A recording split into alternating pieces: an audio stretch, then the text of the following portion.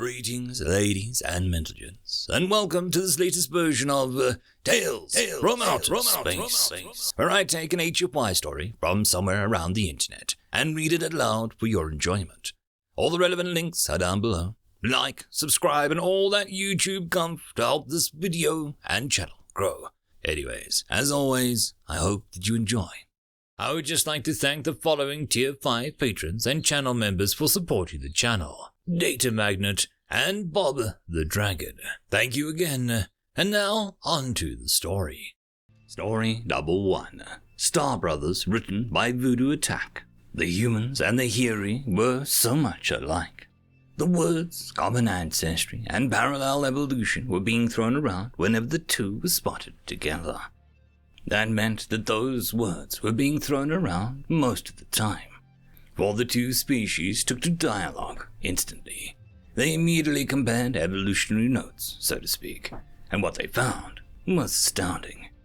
While the two species were so close in physical appearance and mannerisms that some species had trouble telling them and the Urian apart from visual inspection, their underlying genetic makeups were largely compatible. It was almost as though they shared a common ancestor. Even their technological levels were similar. Both upstart species utilized fusion as their main source of energy, and both had discovered FTL travel about the same time, although through different technologies. While the Erie used warp drives, the most basic form of FTL travel used by virtually every other species out there, the humans had something called a shadow drive. It was a device that latched onto the nearest body of dark matter and pulled, causing the attached ship to instantly travel vast distances in the blink of an eye, albeit with less accuracy. Both species came into the galactic stage at about the same time, and while their worlds lay in two different parts of the galactic arm, they didn't stop tourists from pouring in from both sides. Yet, there was one core difference between them. The Erie were peaceful in nature and temperament, and while not completely pacifist, they came close. The humans were not. The humans had not warred in generations, but their history was both fascinating and somewhat repulsive to the Erie. While both races' greatest inventions were militaristic in nature, the Erie focused on defense.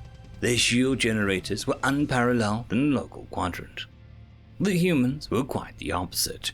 Their most advanced technologies were the weapons that fit their fleets, and while they shared defensive innovations freely amongst themselves, they kept their offensive capabilities as secrets they guarded closely, even from one another. You see, the Erie had a single demarchic governmental body, while the humans had a democratic senate composed of a conglomerate of countries.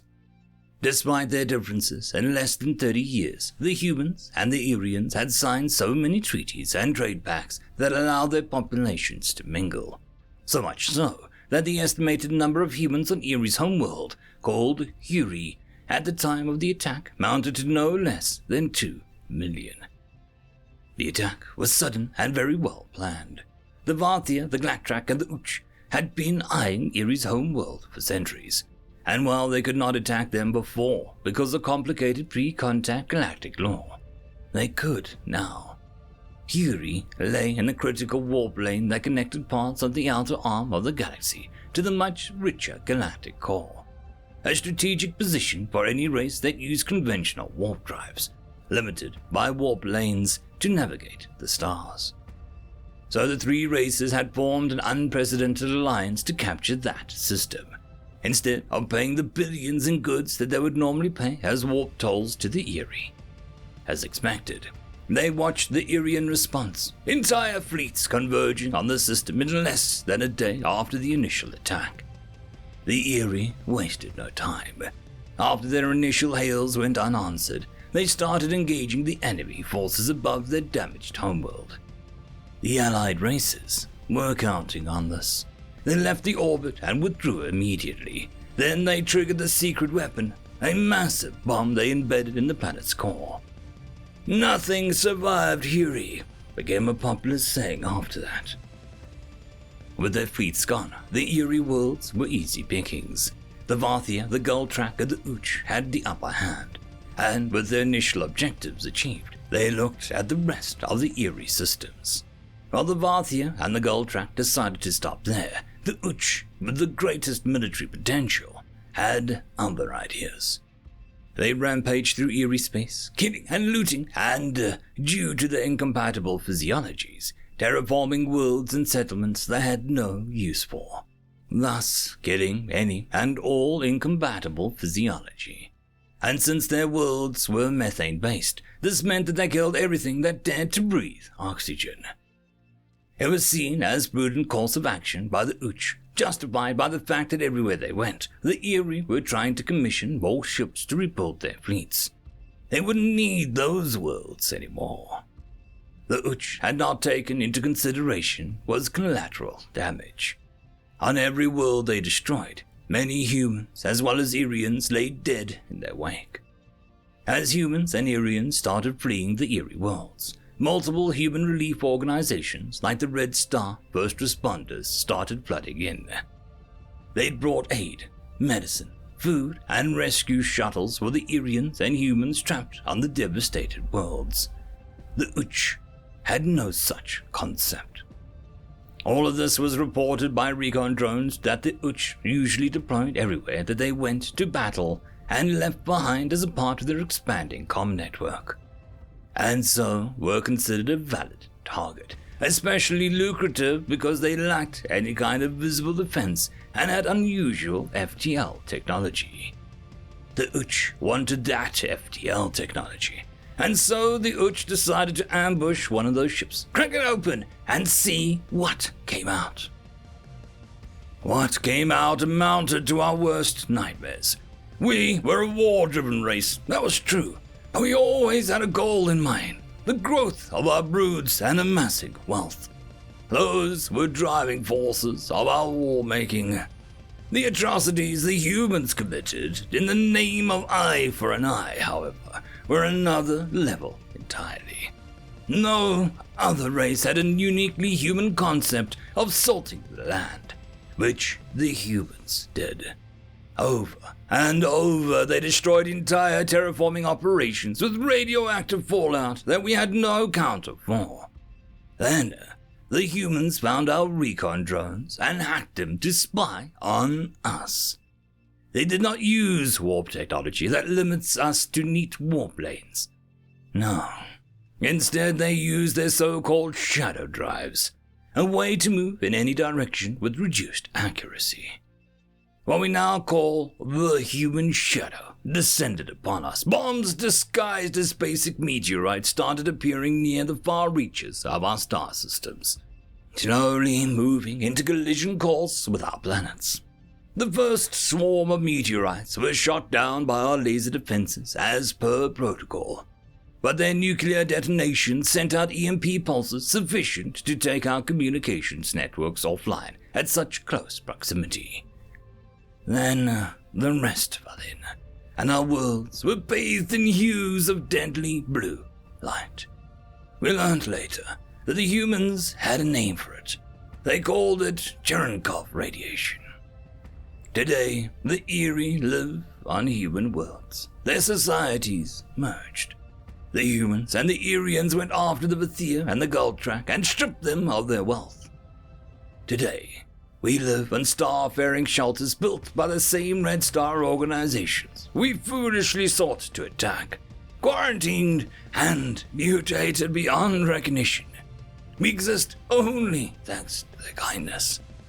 To date, no soul dares brave the ghastly blue, and no one risks offending the humans and the Erie, for they have become Starbrothers. End of story. Story number 2. The Greatest Sniper in the Galaxy, written by Hidden Fox. A small convoy crossed through the desecrated urban jungle. In a vehicle in the center of the convoy, or maybe at the end, was the leader of this planet's defenses. And they needed to die. So the army did the rational thing. They sent the greatest sniper in the galaxy. The greatest sniper in the galaxy had never failed. Their persistence was unyielding and their dedication was immeasurable. the greatest sniper in the galaxy, had arrived in the urban hellscape a day or so earlier. They set up a small camp in the shattered remnants of a high-rise. They could see the whole city from here. And so the small convoy rumbled through the cracked city, bouncing over artillery potholes and driving around all through abandoned defenses.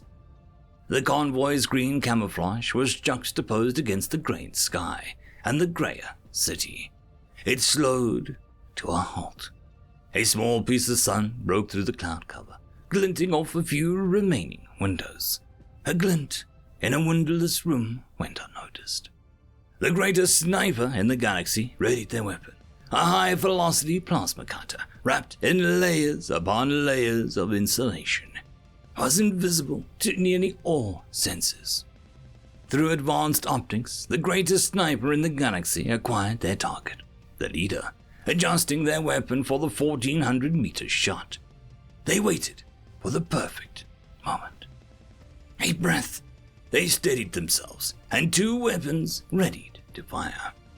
And with the sound not too different from stepping on a dry twig, the greatest sniper in the galaxy died. Lieutenant John McLaren grimaced as the enemy sniper collapsed, a purplish-brown goo oozing from holes on either side of their head. 1,732.95 meters, he mumbled to himself. Crap, that would put a serious dent in his performance. He hated short-range engagements. End of story.